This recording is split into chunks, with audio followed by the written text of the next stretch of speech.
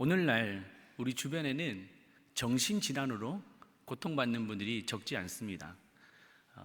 우울증, 불안장애, 공황장애 등으로 많은 분들이 아파하고 계십니다.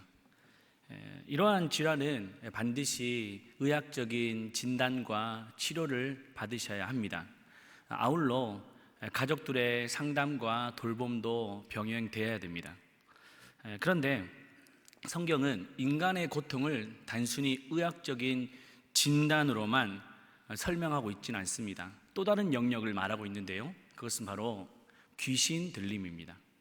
그래서 우리는 정신질환과 귀신 들림을 혼동해서는 안 됩니다.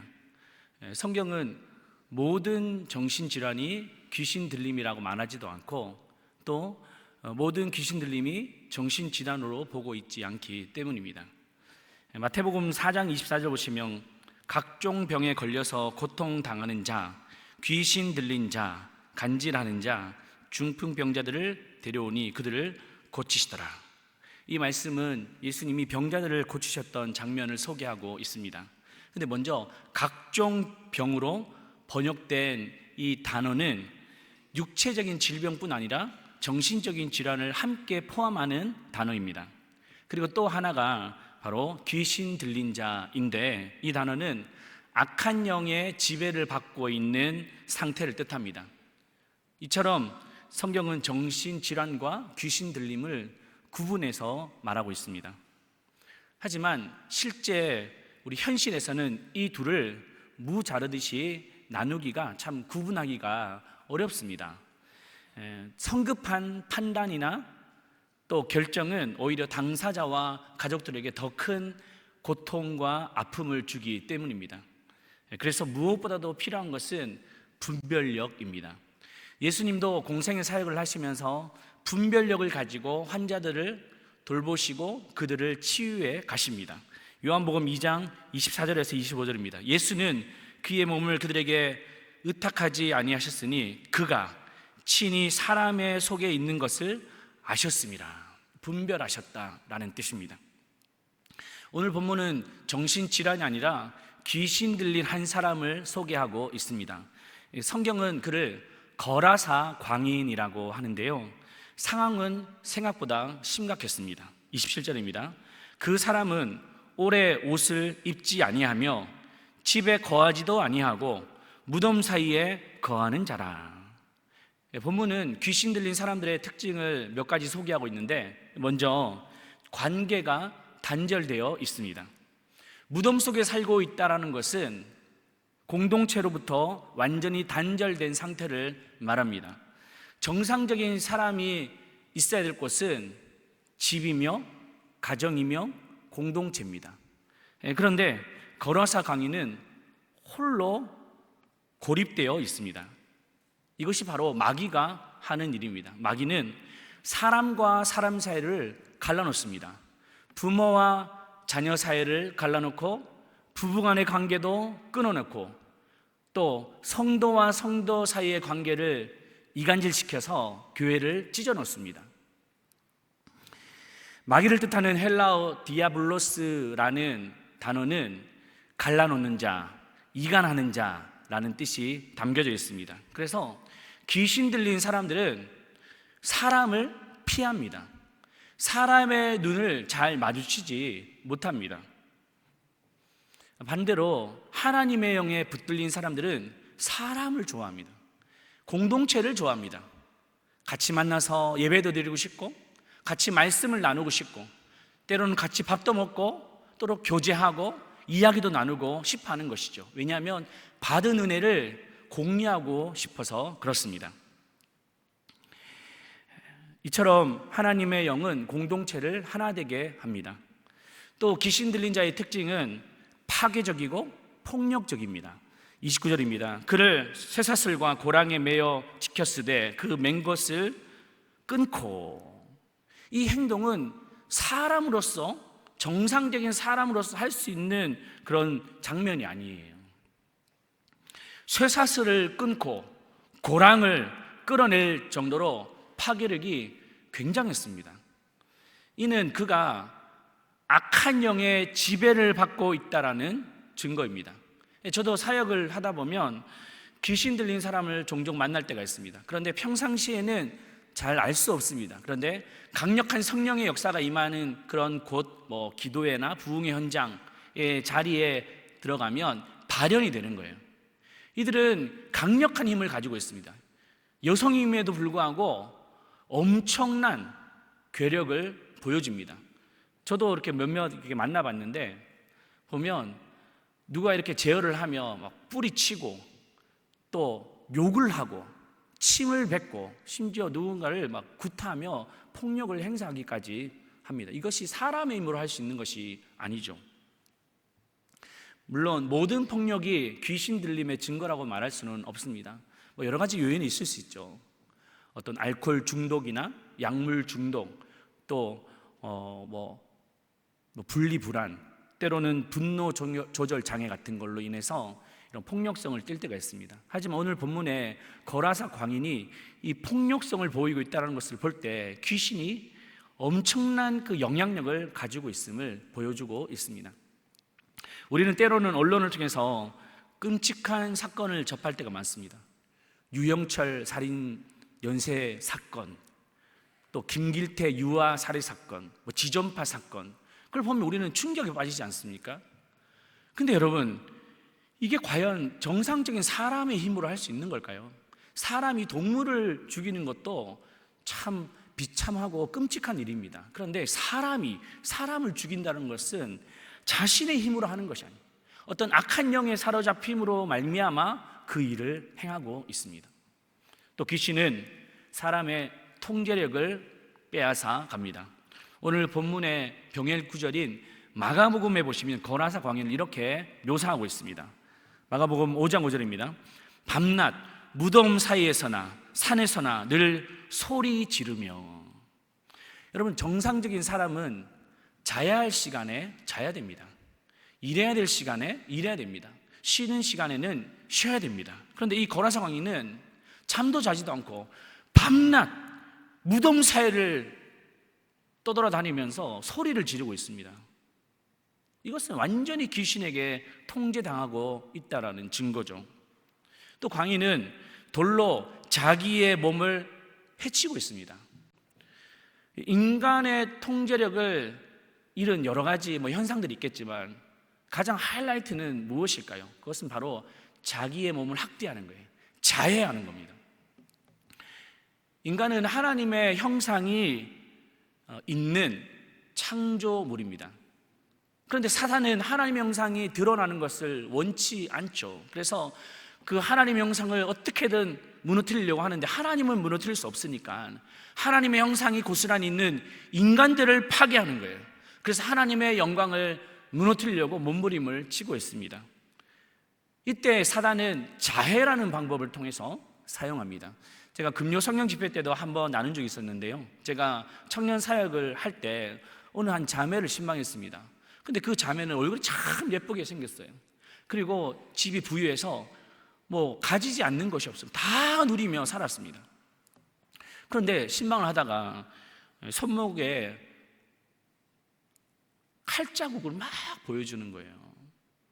그래서 제가 깜짝 놀랐습니다. 도대체 이게 뭐냐고 하니까 참치캔을 따가지고 수십 차례 이걸 그었다는 겁니다. 피가 나는데도 불구하고 또 긋는 거예요.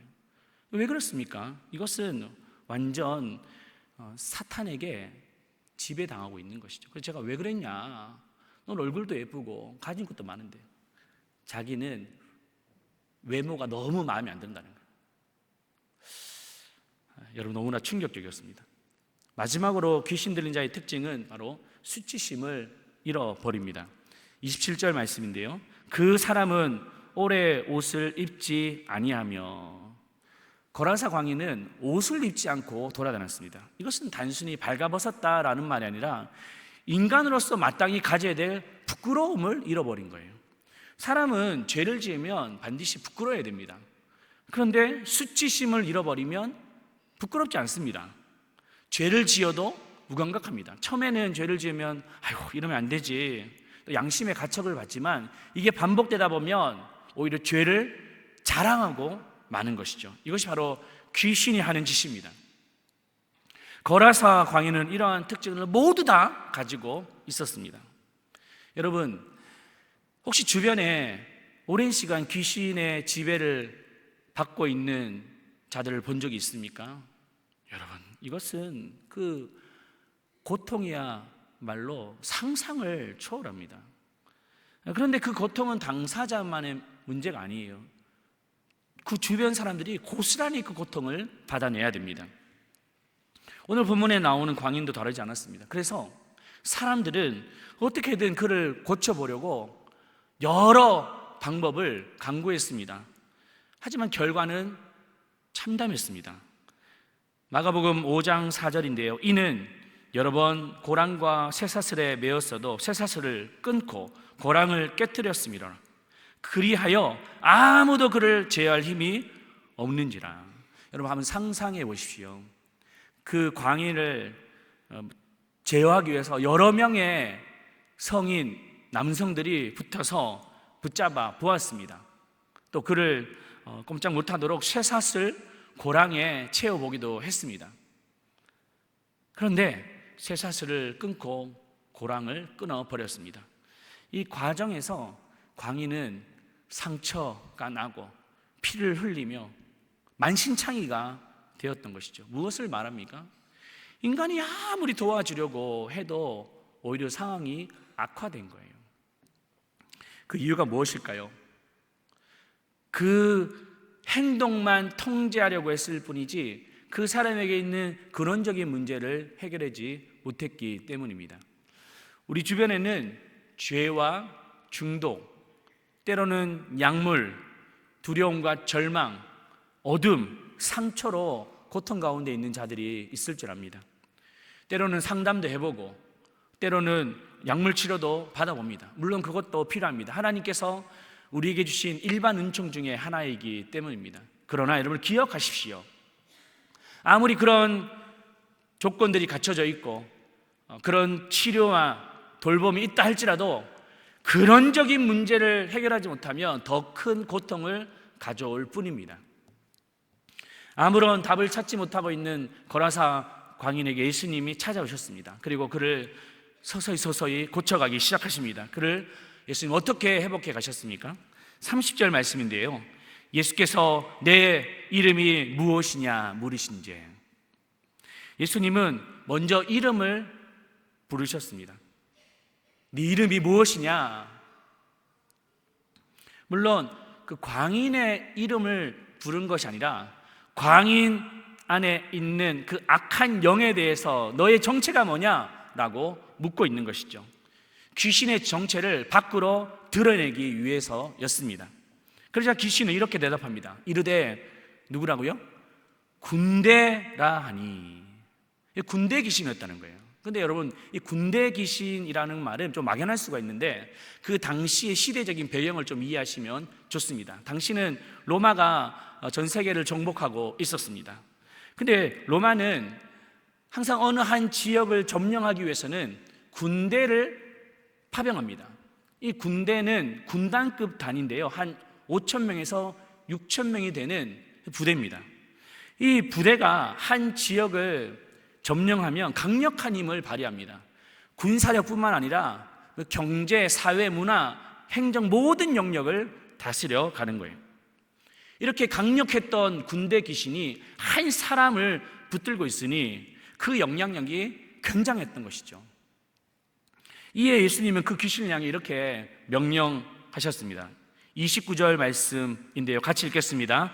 이는 예수께서 이미 더러운 귀신을 명하사 그 사람에게서 나오라.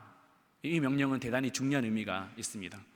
성경 의도적으로 이 사건을 소개할 때 바로 앞에 있는 사건과 연결해서 설명하고 있습니다. 이 앞에 어떤 사건이 나오냐면요, 예수님이 이제 갈릴리 사역을 마치고 갈릴리 바다를 건너서 거라사 지역으로 제자들과 함께 배를 타고 움직이고 계셨습니다. 그런데 갑자기 큰 광풍이 막 부는 거예요. 제자들은 너무나 두려웠습니다. 물이 배에 차고 이제 목숨이 왔다 갔다 하는 그 상황 속에서 두려워하고 있을 그때에 예수님께서 뭐라고 말씀하십니까? 잠잠하라, 고요하라. 그 풍랑을 향하여 그렇게 선포하셨습니다. 그 풍랑을 잠재우셨던 예수님께서 동일하게 귀신을 향해 꾸짖고 계십니다. 그 사람에게서 나오라. 무엇을 말씀하십니까? 자연 세계를 다스리시는 예수님은 영적인 세계도 다스리시는 전능하신 하나님이심을 선포하신 거예요. 아무리 인류의 문명이 발전해도 자연 세계를 인간이 다스릴 수는 없습니다. 인간이 바람을 불어오게 하거나 멈추게 할 수 없습니다. 인간이 비를 내리게 하거나 또 비를 멈추게 할 수도 없습니다. 우리 지난주에도 우리가 봤지 않습니까? 막 폭우가 쏟아지는데 갑자기 다시 막 폭염이 됐다가 다시 막 폭우가 쏟아지고. 사람이 이게 할 수 있는 일일까요? 아니죠. 오직 창조주 하나님만이 하실 줄로 믿습니다. 그런데 예수님이 그 풍랑을 잠잠하게 하셨던 그분이 오늘 이 광인을 향하여서도 그 사람에게서 나오라 라고 명하고 계십니다. 그렇습니다. 자연 세계를 다스리시는 예수님은 바로 사탄의 권세까지도 다스리고 계심을 선언하셨습니다. 그러므로 회복은 어디에서 시작됩니까? 바로 예수 그리스도가 누구인지를 깨닫는 것에서 시작될 줄로 믿습니다. 여러분, 우리의 믿음 이렇게 말하잖아요. 그런데 막 침을 튀어가면서 막 그렇게 강조를 하지만 막상 우리의 삶에 들어가면 현실 얘기하는 거예요. 여러분, 이것은 믿음이 아닙니다. 종교 생활이에요, 그냥. 우리가 현실 앞에서 현실만 외치는 것, 주님을 누구라고 제대로 알지 못하는 자들이 하는 것이죠. 사랑하는 여러분, 현실 무너진 상황 속에서 눈을 들어 주님을 바라보시기를 바랍니다. 예수 그리스도는 자연 세계를 다스릴 뿐만 아니라 우리의 영적인 세계를 다스리고 계십니다. 우리의 삶의 문제, 또 우리 상황과 고통과 절망도 주님은 다 알고 계십니다. 주님은 그 황폐한 곳에서 눈을 들어 주님을 바라보기를 원하십니다. 그때 어둠은 물러가고 또 질병은 떠나가고 고통과 상처는 다시 회복될 줄로 믿습니다. 그 믿음을 꼭 가지시길 바랍니다. 33절 말씀인데요, 같이 읽겠습니다. 귀신들이 그 사람에게서 나와 돼지에게로 들어가니 그때가 비탈로 내리다라 호수에 들어가 몰사하거늘. 할렐루야. 예수 그리스도의 완전한 승리를 보여주고 있습니다. 혹시 여러분 아직까지 죄를 끊지 못하고 있는 자들이 있습니까? 약물에 관한 중독, 또 내가 끊고자 하지만 끊지 못하는 이 죄의 습관들, 어둠의 문화들, 음란과 그리고 무언가에 눌려있는 것, 분노를 조절하지 못하고 있는 이 모든 것들이 계십니까? 여러분들의 힘으로 싸우려고 하시면 안 됩니다. 우리를 묶고 있는 그 강력한 그 사단의 권세보다 더 큰 권세를 가지시는 예수님이 필요한 거예요. 예수님이 우리 안에 들어오셔야 됩니다. 광인이 자유케 된 것은 그냥 자신의 의지가 강해서가 아니었습니다. 누구의 도움이 되어서도 아니었습니다. 예수 그리스도가 그에게 찾아오셨고 그를 만나 주셨기 때문입니다. 여러분, 오늘도 살아 역사하시는 주님의 그 치유의 능력과 회복의 능력이 우리 가운데 있기를 축복합니다. 귀신이 떠나가자 그 사람에게서 어떤 일이 일어났습니까?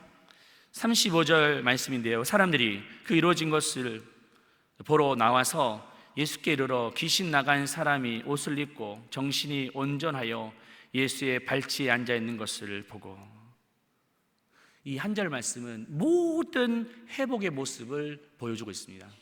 먼저 그는 옷을 입었습니다. 이 사탄의 통제에서 벗어났다라는 말이죠. 또 정신이 온전하게 돌아왔습니다. 밤낮 무덤을 돌아다니고 있었는데 그 일을 이제는 끊었습니다. 이것은 무엇을 말합니까? 평범한 사람이 되었다는 말이에요. 오랜 시간 귀신에 눌려있고 고통받는 자들의 소망이 무엇일까요? 그냥 평범해지고 싶은 거예요.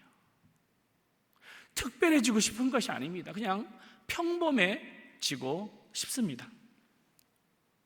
더 이상 고통받지 않는 정상인의 삶을 살아가게 된 것이죠. 이것만 해도 감사한데 오늘 이 사람은 거기서 멈추지 않습니다. 한 걸음 더 나아가 예수의 발치에 앉았다라고 말합니다. 과거에는 귀신의 지배 아래 있었지만 이제는 예수의 발 아래 있습니다. 그것은 바로 예배의 자리에 나왔다는 말이죠. 이게 바로 하나님의 영에 붙들린 자들의 특징입니다. 반대로 악한 영에 붙들린 자들은 예배의 자리에 나가지 않습니다. 또 기도의 자리에 나가지 않습니다. 어떤 영에 의해서 그 악한 영, 사단의 영에서 그 발목을 계속 잡히는 거예요. 여러분, 어느 때부터인가 예배의 자리, 기도의 자리를 나아갈 때 이것을 가로막고 있는 요소들을 본 적이 있습니까? 또 그것으로 인해서 나오지 못하는 자들이 있습니까? 이게 바로 사단이 하는 짓인 거예요. 너, 네 삶을 봐봐. 네 상태를 봐봐. 기도해도 안 되잖아. 나는 끊임없는 조소와 조롱으로 인해서 무너지고 마는 것이죠. 여러분, 이 문제는 피곤해서의 문제가 아니에요. 게을러서의 문제도 아닙니다. 아파서의 문제도 아닙니다. 영적인 세력에게 꽉 장악되고 있고 눌려있는 상황이라고 말할 수 있습니다. 여러분, 예배의 자리를 다시 회복하시길 축복합니다. 기도의 자리를 사수하시길 축복합니다. 저는 우리 공동체를 보면서 요즘에 긴장을 많이 하고 있습니다. 겉으로 보면 사람들이 모이고 또 뭐 괜찮아 보이고, 아닙니다. 기도하지 않는 자리에 없다면 위험한 거예요. 개인의 신앙도 마찬가지입니다. 기도하는 자리가 없다면 차츰차츰 무너지고 있다는 증거예요. 여러분, 금요 성령 집회는 기도의 뜨거운 자리입니다. 그래서 사단이 많은 공격도 있어요. 그러나 그 공격을 뚫고 예수께서 승리하셨듯이 우리가 그 기도의 자리를 나올 때 하나님은 역사하실 것을 믿습니다. 여러분, 포기하지 마십시오. 낙심하지 마십시오. 다시 일어나 그 예배의 자리를 사수하시길 축복합니다. 근데 말씀이 이제 결론적으로 여기서 끝나도 완벽합니다. 그런데 말씀을 보시면 예수님 마지막 의미심장한 말을 남기십니다. 38절 39절 같이 읽겠습니다. 귀신 나간 사람이 함께 있기를 구하였으나 예수께서 그를 보내시며 이르시되 집으로 돌아가 하나님이 내게 어떻게 큰 일을 행하시는지를 말하라 하시니. 어디로 돌아가라고요? 너희 집으로 가라라고. 예수님의 뜻은 무엇입니까? 결국 가정을 회복하는 거예요. 오늘 고라사 광인이 아파할 때 주변 사람들이 더 고통을 받았습니다. 그런데 가장 고통을 받았던 사람이 누굴까요? 바로 가족이었습니다.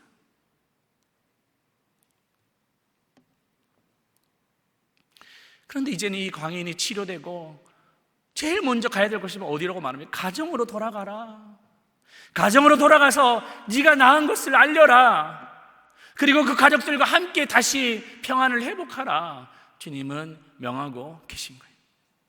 그리스도가 이 땅에 오신 일은 바로 가정을 회복하는 일입니다. 사탄은 끊임없이 가정을 무너뜨립니다. 가정을 한번 딱 치면 순식간에 다 무너지는 거예요. 그 일생이 무너집니다. 교회도 무너집니다. 우리 삶의 자리도 다 무너집니다. 그래서 가정을 어떻게든 파괴하려고 하는 거예요. 뭐 목사 가정, 장로 가정, 중직자 이런 거 다 상관없이 가정을 치는 거예요. 그럼 결국에는 다 끝난다는 것을 알고 있기 때문입니다. 여러분, 제자리로 돌아가십시오. 가정이라는 그 자리로 돌아가십시오. 정상적인 그 자리에서 일탈하거나 이탈된 상황을 다시 복구하십시오. 그때 하나님은 그 놀라운 역사를 우리를 통하여 이루어 주실 것입니다. 오늘 이 말씀을 통해서 그 축복이 우리 가운데 임하기를 축원합니다. 강력한 사단의 권세를 이길 수 있는 힘은 우리에게서는 도저히 나올 수 없습니다. 하나님의 능력으로 말미암은 줄로 믿습니다. 그 축복이 저와 여러분들 가운데 있기를 축원합니다.